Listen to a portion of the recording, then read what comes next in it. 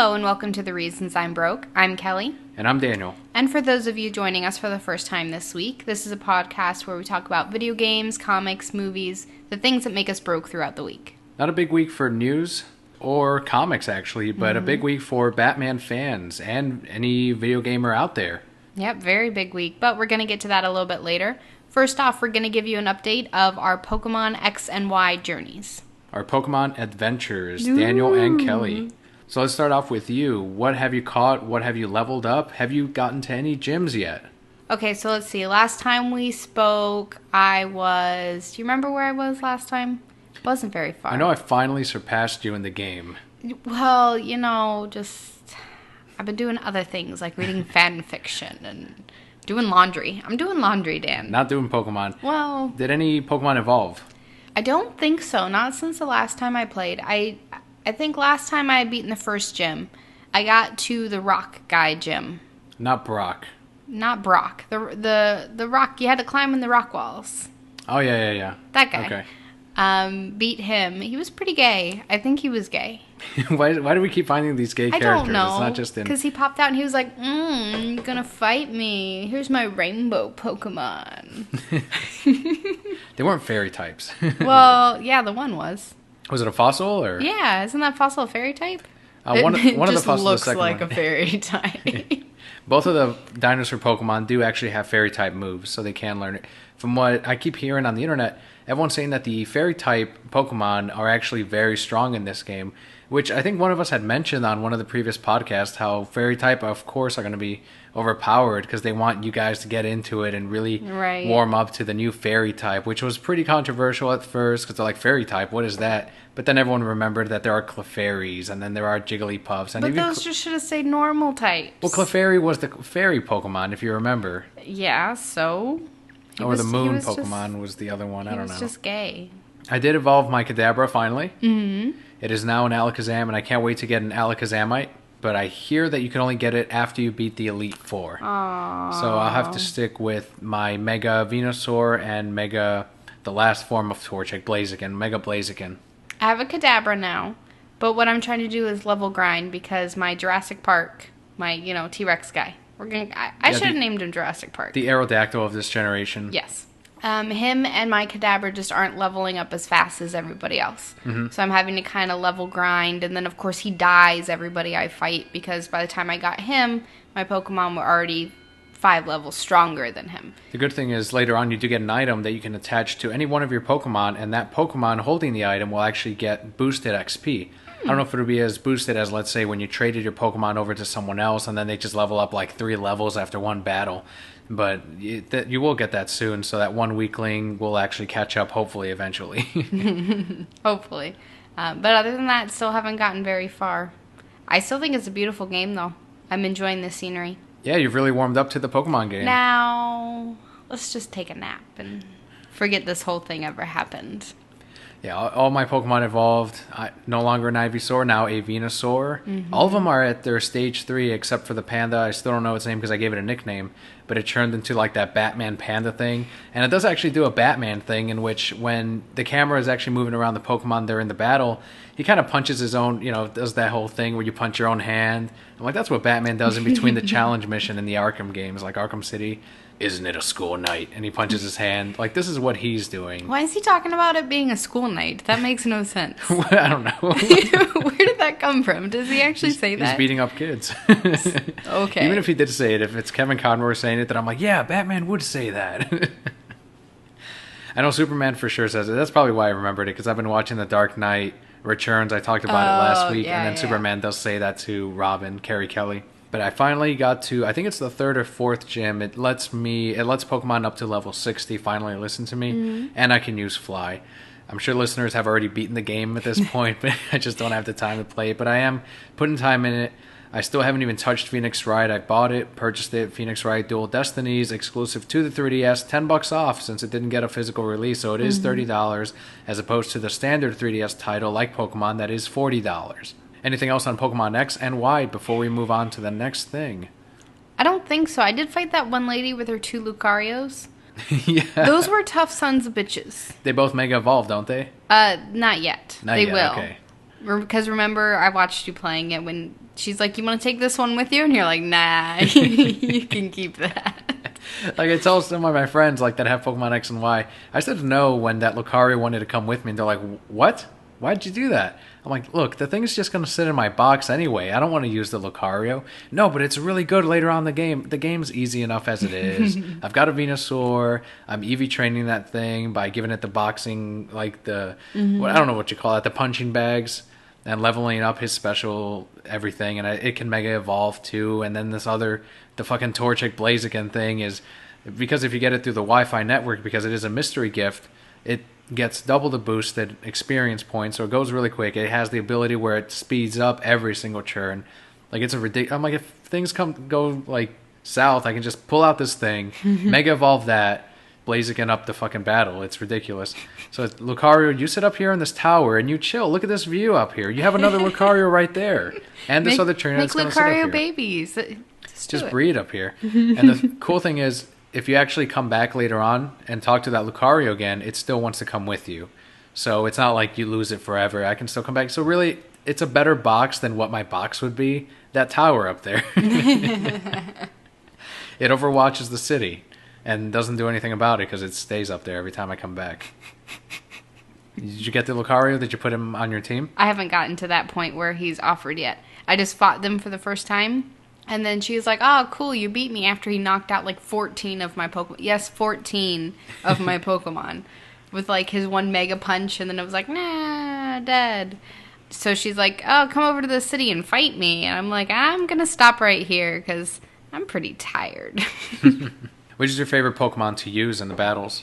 I like using Pikachu a lot because he makes all his Pikachu noises. You told me there's actually a move better than Thunder Wave, and I'm one of those trainers. Yes. If you battle me, I'm one of those guys that uses those status effect moves, like the paralyzing, the toxic. Toxic is my bitch. I use that all the time. I used to use the toxic spikes. Yep. If you throw that thing out twice, they actually get the toxic effect instead of the regular poison. I don't know if that changed for X and Y.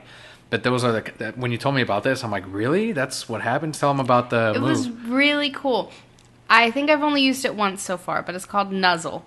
And Pikachu, the description of the move is it rubs its cheek against the other Pokemon, hurts him, and paralyzes him. So damages and automatic, that's already better. Of course, my Pokemon have the full hearts from Pokemon Ami, so they would just shrug off the paralyzation in like a churn or two. First time that happened. We don't have, not all of us have the time to put into that, Dan. To pet the things? Yes. Like the first time they healed from it was from poison. It's just like it shrugs off the poisoning. Like, how's that even work? That never happened in any Pokemon game.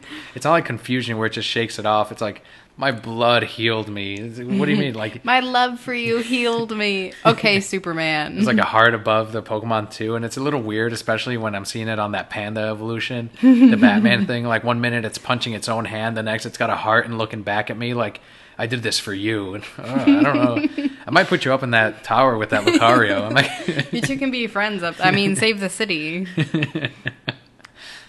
I think with that, we're going to move on to some of the biggest news in the Marvel movie universe. Captain America, the Winter Soldier. The trailer just released a couple of days ago, and you just saw it about an hour ago for the first time. What'd you think of the trailer? I didn't like it. Didn't like the trailer. Okay. I didn't. I've heard you talk about Winter Soldier a lot, and you know, when we saw the last movie and Bucky fell off the train like, bye, and you were like, oh man, they're setting up for the Winter Soldier. I was expecting this huge, epic, like, very heartfelt thing. And it seems like this movie is more trying to go the route of Avengers and like, oh, we gotta take down S.H.I.E.L.D. because they're being bad now. I'm like, why can't it be, holy shit, we just found Bucky? You know, and very heartfelt, and that's not what this is. Well, it's kind of the way... See, I was a little more excited about it than you were, because I read the Captain America comics from, I think it was the mid-2000s or so, when they started to introduce Bucky, the Winter Soldier. And to me, it was just like, okay, so this is now a villain of sorts, and they're still sorting out like their relationship, because they are both now soldiers, or they're both now characters that came into the future when they were stuck in the past, and now Bucky has been killing. It's kind of like in parallel sort of to Damian and Batman, except Damian came of course later. But that's, I think, why I like the Captain America series so much. Shortly after, like a year or two after that, I dropped the series, but that Winter Soldier arc was really cool. And then when Bucky took over for Steve Rogers when he was murdered after Civil War, when he was assassinated, I felt like there could be no better replacement for Captain America than Bucky. He also has that robotic arm. Like, he's not as strong or as fast as Steve Rogers with the super soldier serum, but he does have that arm. He does use guns to kind of help balance out that, I don't know, with that shortening that he has, that where he falls short compared to Steve Rogers. So when I saw that the Winter Soldier was coming, I was really excited. Seeing the trailer, they did change the director up from the first one. I understand this movie's going to have a different feel to it. You want to get the guy that did The Rocketeer, I think his name is Joe Johnston, to do the first Captain America. And honestly, that is probably my favorite of the Marvel movies that connected to the Avengers. When you switch it up and have a new director, it feels like it has a new feel to it. And you can tell from the trailer, like you mentioned, it does kind of feel like Avengers, which, if you've listened to the podcast, I really didn't care for that much. And there goes our last listener. I liked Avengers. It wasn't boring. No, I agree with everything that you said. I would love for this to be a movie that I cry my way through, and it's not going to be. They have to put explosions and all this other stuff, and I get that, but make it like The Notebook. Make me cry. To be honest, like, they do, it's just a trailer. They're obviously going to give you the explosions and stuff. I think why I really want to see this is because they do hint at Captain America having that struggle that I wanted to see in the Avengers that we didn't get because they felt like they couldn't really work it into Avengers because there was so much going on as it is, of Steve Rogers coping with the new world. And if you've read the Ultimates from the Ultimate line back in, oh man, what was that, 2001? Or it might even be a little bit after that, but in that one, Steve Rogers is seeing, like, people walk around with the crazy haircuts or women, like, not wearing, the traditional World War II, whatever. I don't know what they were wearing. What's this rubbing you're doing on yourself? I'm, like, rubbing my body. Like, the traditional hands that rub. It's man, like, rubbing on women, because back then they just didn't care. It's just cool, but now... No, but so Steve Rogers, like, if you watch the Ultimate movie, Ultimate Avengers on Netflix, it streams instantly. There's a scene where Steve Rogers turns back and he sees these, like, punk women walking by. She has, like, the big mohawk, and he's like, "Oh, the world really has changed. There's a lot of colored people walking around, a lot of women. What are these Mexican people?" It pretty much, it was like that. Well, that's what I like about it. That's what it would be. Like, we're gonna be honest, that's what it would be. That's what's funny about Steve Rogers. He's a man out of time. And something else that this movie is doing right is they're actually bringing back that old costume from the first Captain America movie, which I felt should have happened in the Avengers. I know it's just like, it's just the costume, like, whatever. But it's kind of, it sends a bigger message. Like, he's using this costume that he used back during World War II, and now he's in the modern world. He should continue to use that because it does reflect that old world. So that's what they brought back, and that's what I wanted to see, and that's what I'm getting, apparently. So I'm personally looking forward to it. Next, like we said in the beginning of the podcast, really big Batman news. Batman Arkham Origins. We went to the midnight release. Our GameStop didn't have a huge midnight release. I'm so mad because I dressed up and everything. I was so cool. Tell them what you dressed up as. I was dressed up as Strix from Birds of Prey. Yeah. That's the Court of Owls, one of the assassins originally, turned good, I guess. Working alongside Batgirl, Black Canary, Katana. I think the reason why this midnight seems so much smaller is because the last one we went to was the Pokemon X, or you didn't come out to it, but the Pokemon X and Y midnight was ridiculous. It was like... Last one I went out to was GTA 5. Okay. And that was ridiculous. GTA 5, it was almost like Call of Duty midnight type of thing. It was crazy. But this one was much smaller. The collector's edition box is fucking huge. Like, you just see, like, behind the counter, like, a wall of Xbox 360 and PS3 collector's editions, and it's like, how did they fucking ship that? Yeah. All those collector's editions. We are going to actually have a YouTube unboxing of the collector's edition. We hope to have that up the same day as this podcast. So actually, if you're listening now, head on over to our YouTube channel. Just search The Reasons I'm Broke. All the podcasts will pop up along with the channel. And you'll see that we have different categories, unboxing videos. The last one we did, I believe, was for the LED Batmobile from Batman the Animated Series. So let's go ahead and talk about some initial thoughts of Arkham Origins. I liked what little we played. I think we only got through the first boss. Yeah, Killer Croc. I didn't play. I watched. I'm an observer of games. I let you play and handle all that stress. And I just sit here and, so relaxing. But I thought it looked very similar to the other one and how it handled Batman's voice. Come on, man. Try and be Conroy. You'll never be Conroy, but he sounds older than Conroy did. You did point that out. I did. What's the irony of that? Because he's supposed to be younger. And so Conroy, he's, I'm Conroy and doing Batman. And then this guy's like, Batman. I'm a Batman. Punch a Killer Croc. What's you doing, Black Mask? Attacking people. That would have been great. I think I'm going to try out next time. Let's do Batman interrogating Killer Croc. Where are the other dogs going? I can't even do it. But the whole time, like, every Batman line we hear, we both, like, imitate, like, Kevin Conroy just to help, like, transition us into what would be the real Batman saying that line. I will say, though, the opening scene, that first one, we're seeing him as Bruce Wayne, kind of putting on the mask. Not really for the first time, but yeah, kind of for the first time. And he's walking through the Batcave. I was like, oh, he's so strong. So mysterious. And then he spoke. I think my favorite part of that sequence are the sound of the boots as he's going through the Batcave. Like it's just like, this is a powerful man. Yeah. It's a presence. Powerful man. Not quite a Batman at his peak. I would say like the Arkham Asylum and City Batman. That's the Batman at his peak, actually intimidating criminals. This is a Batman. I think that's been working for 2 years, is what they were saying in the Arkham Origins. Really? From the development, just 2 years. So that's why I'm assuming from what the developer interviews and everything we're saying is that this is a Batman that interrogates criminals to the point where they actually pass out and he doesn't get the information from them. So he will make some mistakes. Right. Did you notice anything from the combat perspective of the entire game? I didn't, but as I said, I didn't really play the other ones. I watched them. I did. One thing that bothered me is from the get-go you have all those gadgets. Mm-hmm.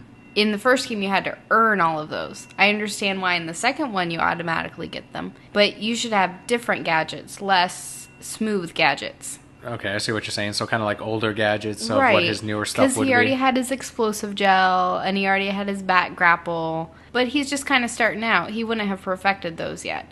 So I would have liked this game to have been a more, you're becoming Batman. Mm-hmm. Like, the other two Arkham games, they put you in Batman's shoes, and you started playing, and boom, you were Batman.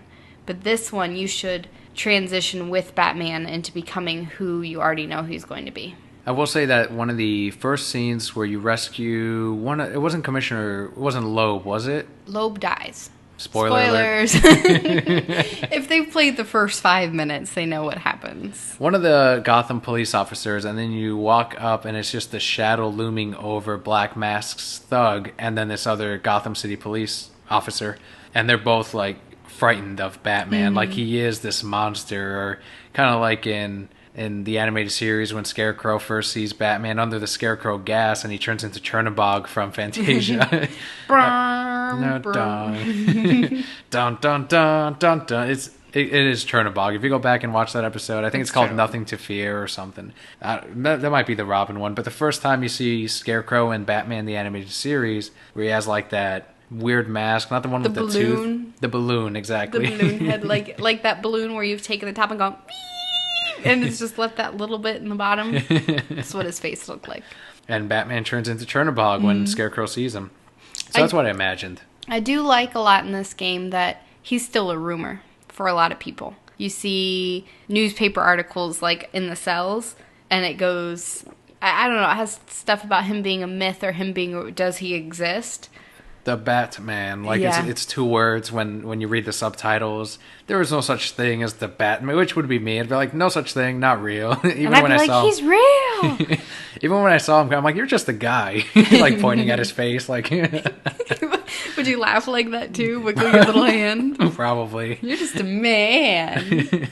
But then if I see Man Bat, I'd be like, oh, it's a giant bat. It's a Batman. That's Batman right over there. No, Dan, it's Man Bat. That makes no sense. That's Batman. That guy is a man bat because he's a man who dresses up like a bat, and that's a bat who's dressing like a man. He's got the pants. Look at him. He's like the Incredible Hulk. Everything rips off except the pants. Makes no sense.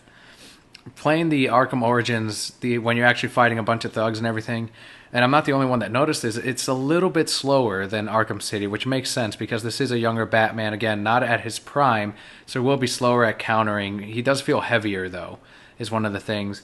Well, he's got on those big old boots. That make those stomping noises that I loved in the opening scene. I'm wearing these for you. Okay, fine. You're heavier. Thank you, Batman. I think one of the other things that I guess I would nitpick at with this Arkham Origins game is the opening when you're right after the first takedown, if you will, of in Blackgate. You go into the Batcave and you go on the Bat computer, and it's like, here are the villains you're gonna fight. These are the bosses. It's kind of like Mega Man, in a way, where you see all the bosses and you can kind of choose. You can't choose, but it's like, here are all the guys are going to fight. Mm-hmm. So I'm like, okay, so this is a Batman game. You're walking up, like, bum, bum, bum, bum. I'm feeling like Batman. I'm on the computer sitting down. And then it's Mega Man. Like, Dr. Wily's theme immediately starts playing, like, dun-na-na-na-na-na, dun-na-na-na-na, Copperhead, dun-na-na-na-na, dun-dun, Bane. So it's and Bane. That's exactly what it does. These are all the guys you're going to be fighting, and off you go. So I think this one feels more like a video game, whereas Arkham City and Arkham Asylum, it felt like an interactive comic book. Mm-hmm. Even the dialogue itself isn't quite... Fighting that shark. Batman should have been a Sharknado. Yeah. He would have punched that Sharknado right in its fucking face. Yep. The actual tornado. The actual tornado, wind and everything. You'd see like the tornado kind of like gasp in pain, like, oh, it would fall like in those ragdoll physics from Arkham City. Not dissipate, it would fall. Get stuck in a corner of the room because of the glitches that fucking game had. Speaking of glitches, though, Arkham Origins is actually not as polished as the last two. Mm-hmm. In the first time you get to control Batman, we were playing, everything kept stuttering. The dialogue, the snowflakes that you saw were like coming down in bits and pieces. Like, I'm like, I turned to her, I'm like, are you noticing this too? And she's like, yeah, it is actually lagging. Mm-hmm. It's almost like I'm playing Black Ops 2, except I'm not actually online with anyone. So we had to restart the game to actually fix the problem. Mm. Since then, I don't think we've noticed anything. Like, sometimes the camera's a little wonky. It's not as smooth, which does take you out of the experience of being Batman. It does remind you, once again, that this is more like a video game, not as much like an episode of Batman the Animated Series or a comic book. Now, I think it should be pointed out, though, yes, we are nitpicking a lot. For what it is, it's still a really good game. Yeah. But Arkham Origins, Arkham Asylum and Arkham City set the bar so fucking high that this is slightly under the bar, so it's still a great game. It's just not as good as the last two. Very similar to The Dark Knight Rises, the movie. Right. Like, it was still enjoyable, and I like it. Great, yeah. I like it. It just wasn't as good as the last two, especially Batman Begins. Mm-hmm. I think what summarizes it best is one of the comments I read from the Game Trailer's review of Batman Arkham Origins. I think they gave it like an 8.7, which is awesome. That's like, awesome, it's a great review. Someone said, this is just more of the same. And I'm like, oh, well, thank goodness, because that last one was awesome, so I'm glad it's more of the same. Like, it's the truth. Yeah, it was. It was a great game. We're going to be playing more of it, and we'll share more of our thoughts as we continue. Mm-hmm. I think as we really start to get used to the new voice actors and the new atmosphere that they're setting up for it, I think we'll really grow to enjoy it even more, which we are liking it. Don't take our little nitpicking as like, we don't like it. It's a great game. It's fun. I will never be used to that man. No. He's not my Kevin Conroy. The good news is he's coming back. Good. That third Arkham World. He better. Whatever they're calling it. Kevin Conroy is Batman. That's all you need to call it, and I would pick it up. Kevin Conroy's in this. Oh, I just got this new game. What's it called? Kevin Conroy's in this? Oh, fuck yeah. I've been waiting for this all day. Who's he play? Who do you think hit him with the game?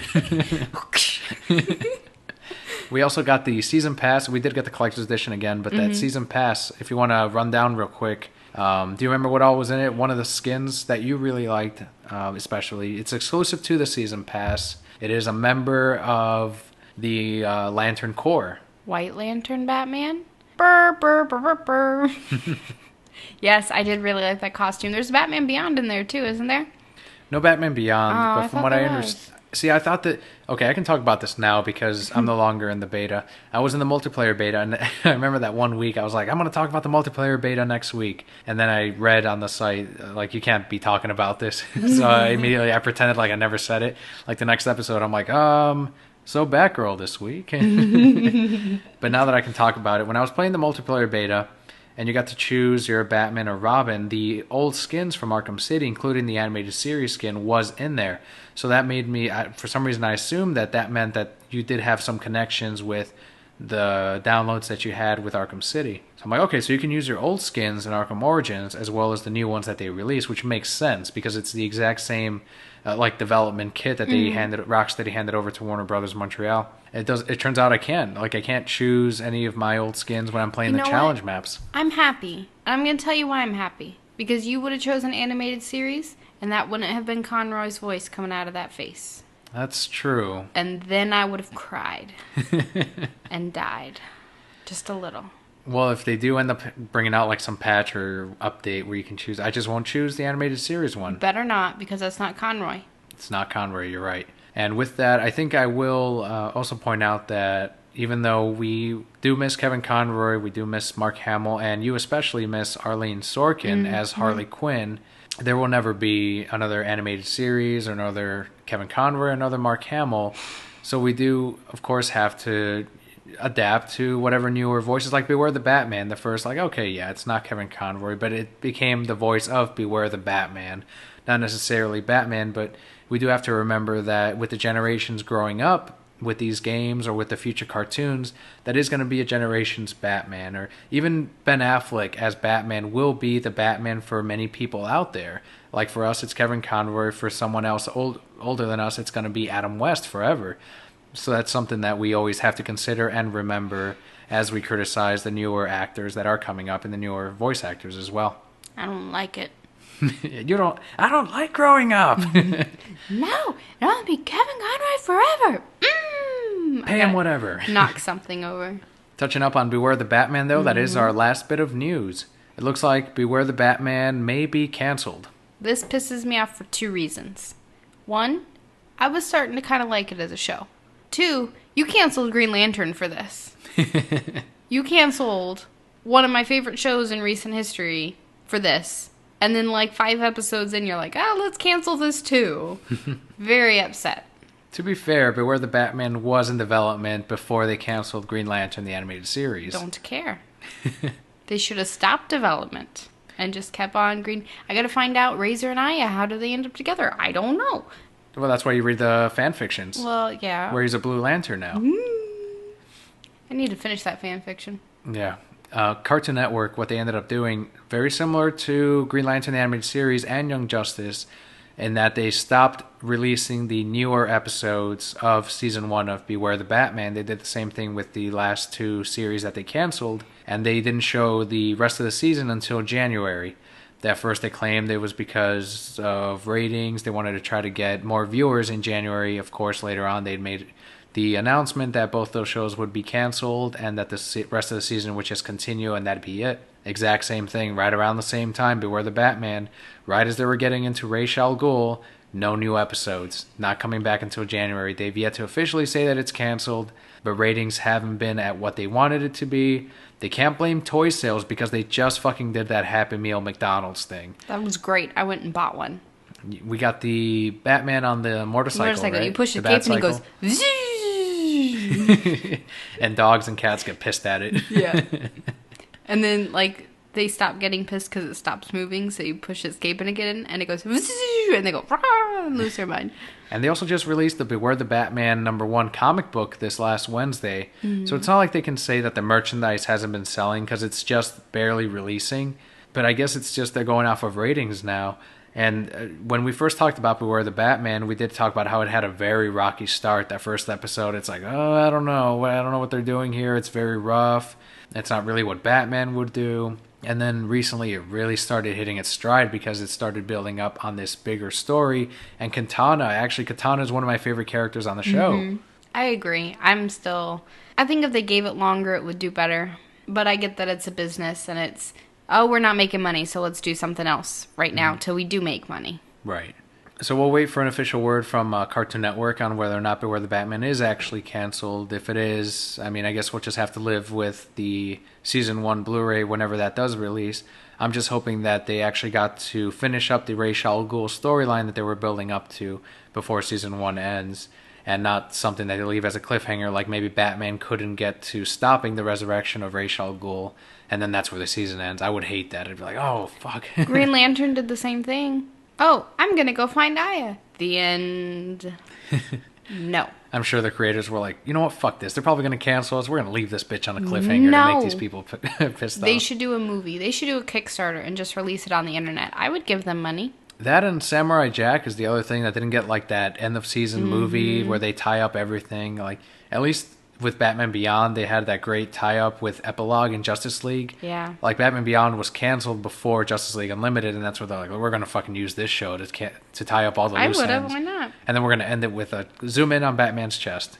But they also left a cliffhanger with, was it Lex Luthor and Darkseid teaming up? Do you remember? I do. At the very end, and then they're like, what happened with that? They went away, but look, Batman. And then we were all distracted, and it was okay. Because they're like, oh, Batman's. This ended really well. Batman's chest. You saw Batman. Superman next to Batman, like, what are you looking at? I see you. I think that's all that we have for news this week, though. Like we said, it was a pretty small week for everything all around. So we're going to jump right into comics. First up with our indie, we have Bravest Warriors number 13. This is written by Joey Kameu with art by Mike Holmes. This is still a very enjoyable comic for me. We're however far 13 issues in now, and I'm still enjoying every single one of them. Yeah, this is basically the story of how they got their weapons that we see in the Bravest Warriors, not only in the comic, but also in the YouTube exclusive TV show, or web show, if you will. Mm-hmm. I thought it was pretty funny because they all have these great stories. I think Wallow's was my favorite, where he just walks in and his arm plate's sitting there next to this eagle axe. And he's like, who's this guy? And his arm plate's like, he's going to hang out with us now. And he's like, cool. And they sit down and play video games. That's how he got the weapon. That's how he got it. But I think my favorite part is the Catbug moment at the end when he's talking to Impossible. And he's like, wow, Impossible, I didn't know that they all got these weapons. He's like, nah, baby, that's all bullshit. So the cameos by Catbug are always the best parts, just like the YouTube video. And next we have the premiere of a new book that we're actually going to be picking up. I added it to the subscription after I read this first issue. It is Samurai Jack number 1. It's written by Jim Zub and art by Andy Suriano. Going back to what you were saying earlier about how it never kind of got that closure, I'm hoping this will be the closure for it. Exactly right. I'm hoping that this is the comic, that's how they treat it, that we finally see Jack make it back and put a stop. What was the name of the villain? Aku. Played by Mako from Avatar The Last Airbender, the Teenage Mutant Ninja Turtles, the animated show before, I think it was just called TMNT. Brave soldier boy. Come marching home. Oh man, he was so Tiny little shells. You're singing it wrong. Floating in the foam. You're singing it wrong. How's it go then? Leaves from the vine, falling so slow, like tiny little shells, drifting in the foam. Almost the same thing. Brave soldier boy. Oh, that's why I start crying every time. Because then it says, in memory of Mako. Didn't we look at each other like, really? This didn't happen. He died. And then Uncle didn't speak for like 5 episodes. And then it was some other voice actor that did his best to try to match the voice, and then they finished off the series.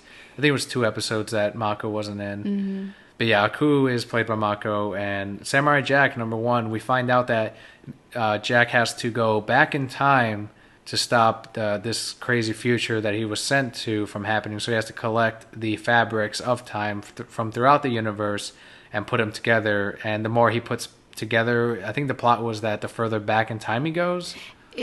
Okay, so what Aku did is he found the rope of time pretty much, and that's how he could control time. So he sent him forward and then shredded the rope of time so that Jack couldn't go back. Wouldn't find his way back. Right. But what he didn't realize was there were still threads around. So Jack's going around trying to find the threads so that he can weave them together and go back in time and kill Aku. Or stop him. Send them to Arkham. Whatever. He's Batman now? Well, they all got a Batman. They're villains. That's the best way to stop villains. They don't leave Arkham. They just... We're getting distracted. How long has it taken us to talk about this comic? Anyway, I really, really enjoyed this. I think I like the art the best. It stayed very true to the TV show, which was kind of odd art at the time, I thought. Mm-hmm. But it was still, I think it enhanced the TV show even more. Very similar to the Powerpuff Girls comic book in that the animation, like you mentioned, matches the television show, and we really like when that happens because it does feel like you're watching an episode from the series. And something like Samurai Jack, actually, if you view the panels and see how it's all broken up, it actually almost has the pacing of the television show. This first issue doesn't really capitalize on that too much. You do see it in the opening of the book, but it mainly focuses on telling us, okay, this is what Samurai Jack is going to be doing. But as we continue on with the story, you get your action and everything. But as we continue with the series, I'm hoping that we do see some of those panels where maybe there isn't dialogue and he's just making his way through the land. And those are the moments that I think were the most fun in the TV show. Now, let me ask you, when you flipped that last page, did you hear the ending theme song? Because I did. I flipped it. I'll be back to the past, Samurai Jack. And I was like, yeah, Samurai Jack. I totally did that. I did not, but I was just like, that's a good book. I'm going to add it to my sub. I heard it. It was an episode for me, Dan. Apparently not for you.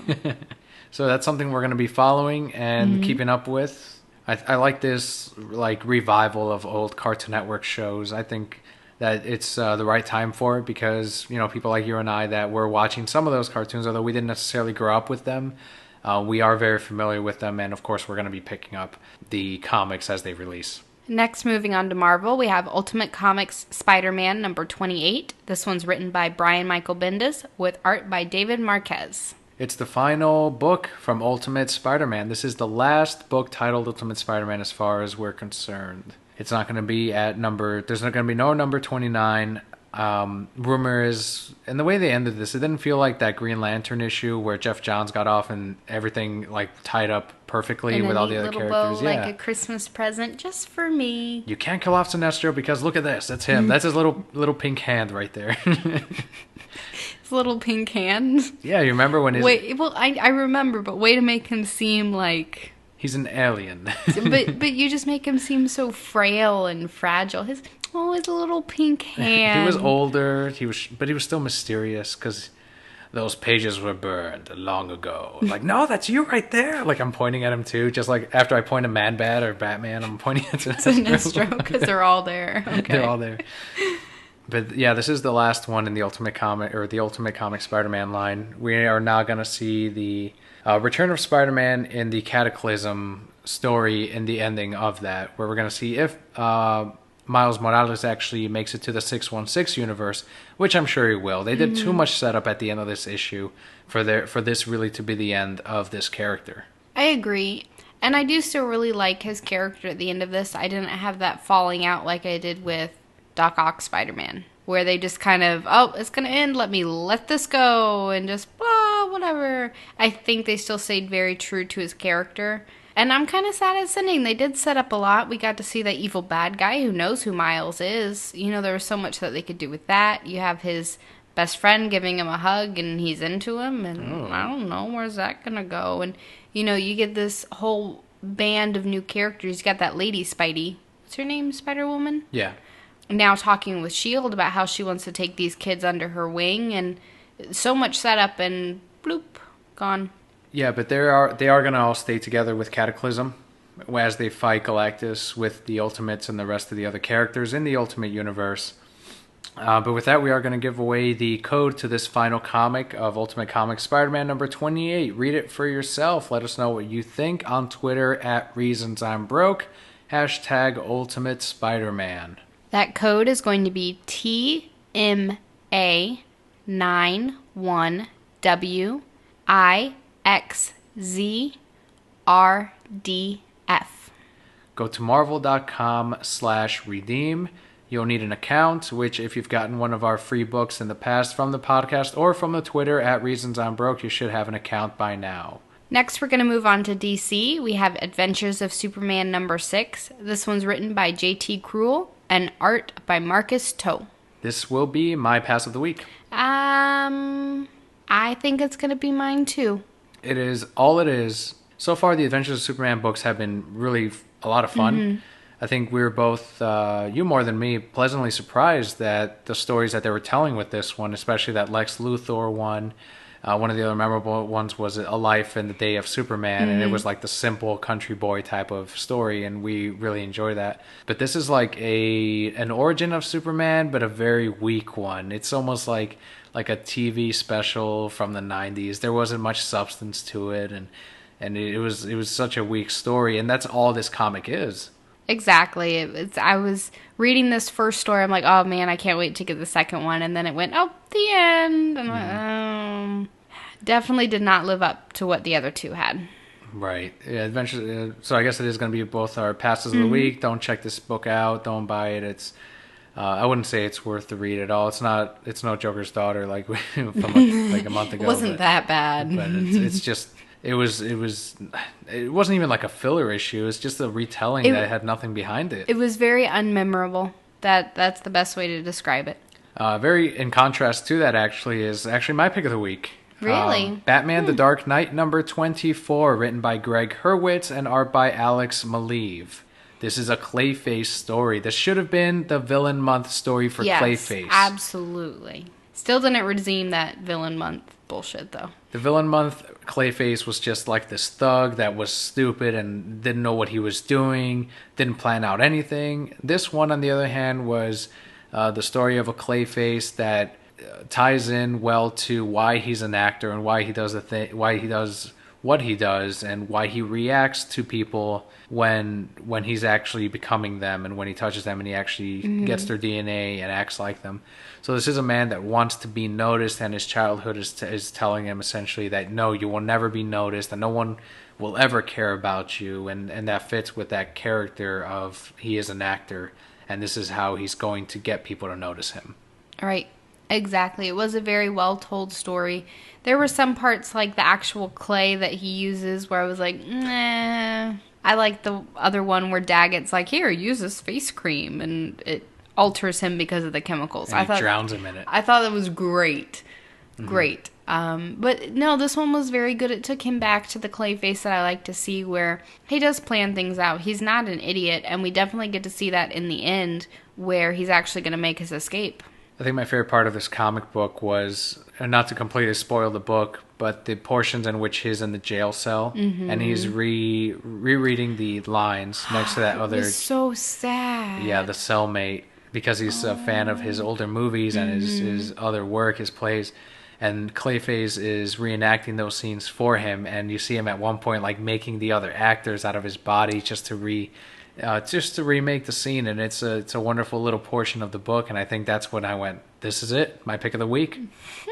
Next up, we have a comic that I'm going to be very sad to see go in January. It's Green Team Teen Trillionaires, number 5. This one's written by Art Baltazar and Franco, with art by Ig Guara. January, we'll see the final issue of this. We're going to continue to remind you of this fact as we count down to 2014 when this series ends, which Kelly has been really enjoying. And I still enjoyed this one. This was starting the new arc after we've met Commodore's father, and we got to see Slade, and now they're in space. But they're still trying to find out where their suits come from, how their suits function with them, because it's not just a suit, it's a part of their body, which I think is so cool. So this was kind of a filler. It's setting up for this next arc that we're going into. We get to see a new villain. Right. It was pretty good. Yeah, I think with this issue, it became very clear what this comic series was intended to be, and that was a team that actually fought other millionaires or trillionaires, and they stop the injustice that takes place in the economic world. So in this case, this meteor that they were supposed to stop was actually going to be a financial gain for someone else, and that's when they see the bad intentions behind it. Whereas the movement, it's more about these other characters, this other team that was working underground and trying to help people that were homeless or that had low income.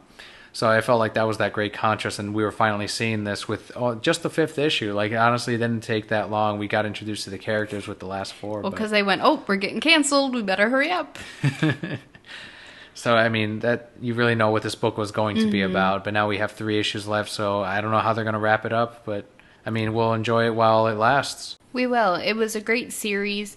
Probably the best thing that I've seen out of Franco and Baltazar. I know you love their other works, but this has been the first thing that they've really done where I've gone, yes, awesome.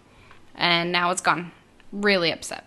Still, the good news is that Tiny Titans will come out of this cancellation. So all the work that they were putting into Teen Trillionaires will now go into probably their most successful comic book series that they've ever done, and that is Tiny Titans. A lot of people were sad to see that canceled, and if I was a huge fan of that series, which unfortunately I'm not, only because I never actually read too much of Tiny Titans. So, I mean, we'll just switch on over and actually start picking up Tiny Titans. On to, I think, what is your pick of the week? Because it's the final issue that we're going to be covering this week. Justice League number 24, written by Jeff Johns with art by Ivan Reis and Joe Prado. This is my pick of the week. Good job on your detective skills. It's only because I texted you. I'm like, this is fucking awesome. It was a cool issue. It was amazing. I think this was what we were talking about like 2 weeks ago, where we wanted to see the villains make that uprising against this Earth 3 team that were trying to take over the New 52 universe, and we finally saw that it had its payoff. I don't know how long that payoff's going to last, but I mean, it happened here, and we loved it. Cool. It was, I don't even want to give anything away, but I actually really liked Ultraman's backstory. Complete 180 from Superman's. Very mirrored. Right. Yeah. But I really, really liked it. I liked what he did when he got to the Daily Planet. I'm like, oh man, there's some shit going on here. What did he do to you? But it was very interesting to me that his world was destroyed, and he should seem like he shouldn't care, but he's still going to those mirrored images in this world, seeking out those people that he lost. Yeah, here's where we really see that survival of the fittest is what they hold to the highest standard in their world, and that's what they're trying to do with this world. But they're saying this is an Earth or a universe in which they cater to the weak, to the people that have bad eyesight, so they have glasses, or the people that are can't afford whatever, so they don't get any financial aid, or the weakest person that is born defective, if you will, according to any type of biological function that they may have, and to them they just they discard these people, very similar to what you would see in the animal kingdom, in which they'll leave behind like someone that's like an animal that's ill or dying or whatever. And that's kind of what they do with them. They don't have that compassion that you or I or everyone else listening out there would have to someone that is injured or sick, or is maybe born with a disadvantage than anyone else. But this is a Justice League where they're like, no, we're going to get rid of these people, and this is a world in which we strive above that, and we try to become the strongest. And here, this world is full of these weaklings. So their superheroes, of course, are going to be weak. They're not going to be as strong as us. And then we get someone I don't want to spoil it, but I think like the last page was what made it my pick of the week, because I went, oh yeah, you added time, baby. You've done it now. Really, really cool from someone I didn't expect. Only clue, another parallel. That's all we'll say. So cool. If you read it, go ahead and tweet us at Reasons I'm Broke. We'll discuss this awesome moment out of Justice League number 24. I want there to be that one person that spoils it for everybody on Twitter. Be like, yeah, it's this person.